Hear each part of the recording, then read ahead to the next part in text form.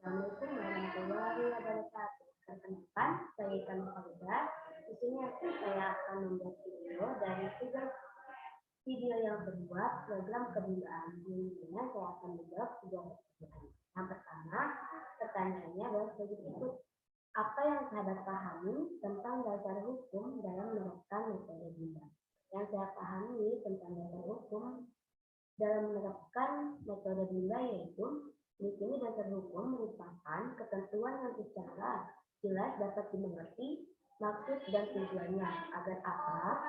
Agar sebagai pendukung sebuah tindakan hukum atau norma hukum yang menjadi landasan bagi setiap tindakan hukum. Jadi sedangkan dasar hukum tersebut yaitu dalam menerapkan metode Bimba adalah ketentuan yang dapat dipahami tujuannya agar menjadi landasan dalam menerapkan metode Bimba dan akan memiliki dampak jika tidak dipahami dan diterapkan dengan benar. Dasar hukum dalam menerapkan metode Bimba ini akan melahirkan metode Bimba. Dasar hukum metode Bimba ini dia memiliki dua, yaitu hak anak dan teori belajar dalam psikologi pendidikan. Yang pertama ini ada hak anak. Hak anak itu apa? Hak anak ini merupakan berdasarkan konvensi hak-hak anak PBB terdapat 10 hak anak, yang dimana salah satu hak anak tersebut yaitu hak anak yang sejalan dengan Bimba AIEO adalah hak bermain dan hak mendapatkan pendidikan. Dan yang kedua ini ada yang namanya teori belajar dalam psikologi pendidikan. Nah, teori belajar psikologi dalam pendidikan ini dia merupakan salah satu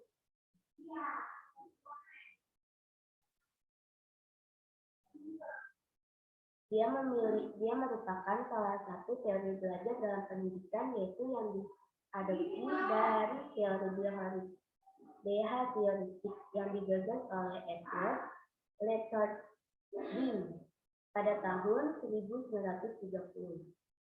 Dan teori tersebut memiliki 3 hukum yang dimana saling berkaitan.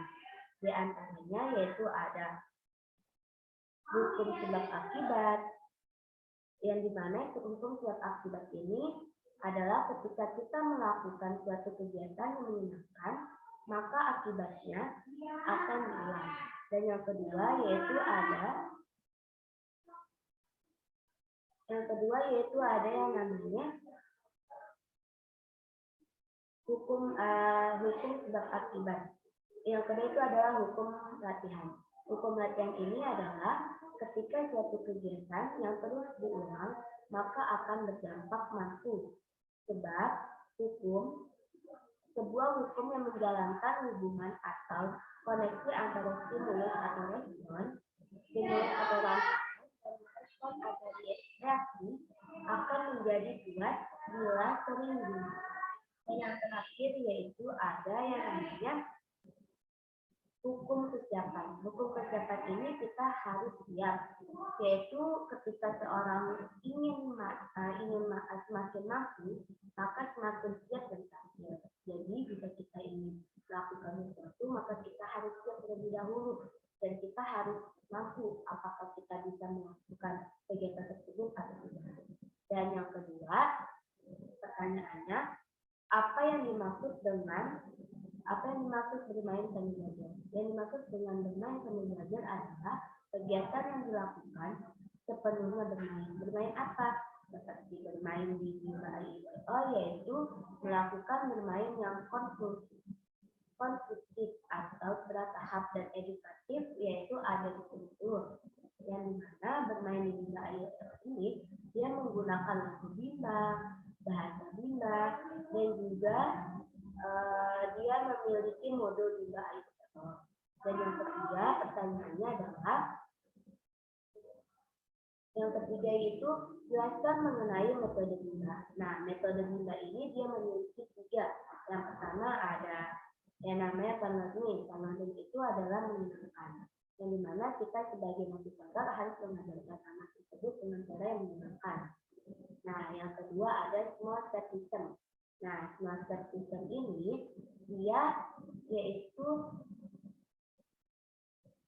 proses sistem ini yaitu proses belajar yang dilakukan secara bertahap. Jadi, ketika kita sudah mengajarkan anak tersebut, maka kita harus tahu tahap-tahapannya seperti apa. Nah, tidak asal mengajarkan begitu saja. Nah, jika kita sudah mengajarkan anak dengan cara menyenangkan, maka kita bisa yang namanya melakukan proses small step system. Nah, small step system ini yaitu proses belajarnya secara bertahap. Nah, apa sih maksud dari bertahap ini? Jadi di sini motivator harus memberikan kegiatan yang sesuai dengan kemampuan anak tersebut. Misalkan anaknya misalkan baru bisa berhitung 1 sampai 3. Nah, maka kita sebagai motivator hanya bisa memberikan materi atau kemampuan anak berhitung 1 sampai 3 saja. Nah, jika misalkan anaknya 1 sampai 3 sudah terampil, maka kita bisa melanjutkan dari angka 5 sampai dengan 10 atau angka 6 dengan 10. Dan kalau misalkan anaknya sudah terampil di modul AIEO, maka kita mengajarkan 4 huruf verbal kata kembar seperti MMA, PAPA, GIGI, dan lain sebagainya. Nah, yang terakhir yaitu ada yang namanya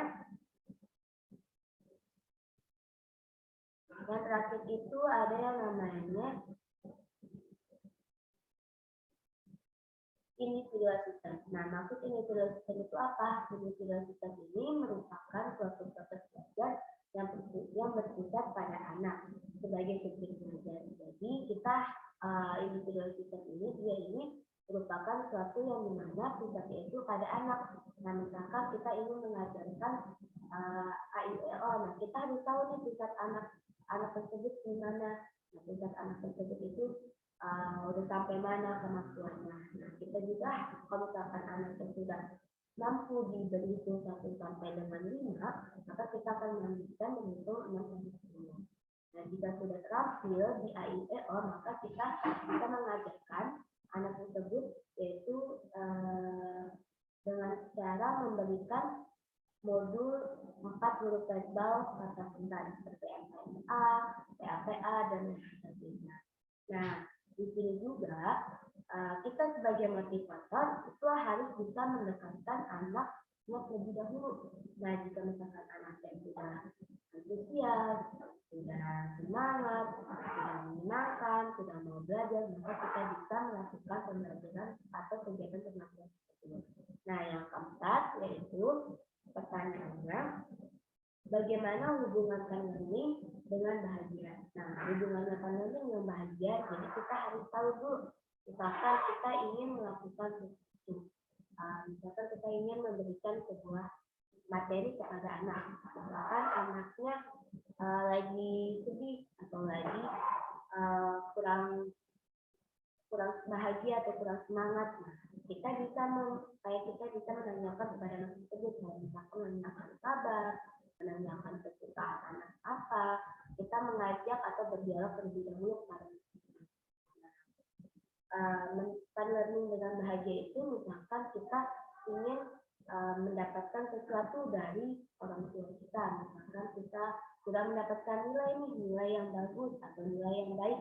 Nah, maka caranya bagaimana? Caranya kita harus belajar terlebih dahulu. Belajar apa? Belajar misalkan belajar supaya si anak itu mau melakukan kegiatannya dengan cara apa? Dengan cara misalkan kita udah mengajarkan anak itu dengan menyenangkan. Nah, maka kita bisa mendapatkan kebahagiaan apa? Wah, sudah bahagia melihat anak. Misalkan si A sudah mau melakukan aktivitasnya dengan semangat, kita di situ akan bisa melihat kebahagiaan kita sendiri. Nah, jadi hubungan bahagia dalam lingkungan itu sangat berkaitan. Nah, berkaitannya itu ketika kita sudah melakukan suatu kegiatan yang dimana kegiatannya ingin kita berikan kepada anak tersebut.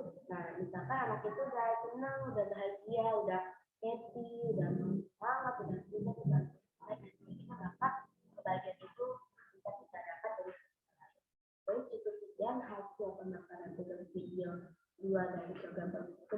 saya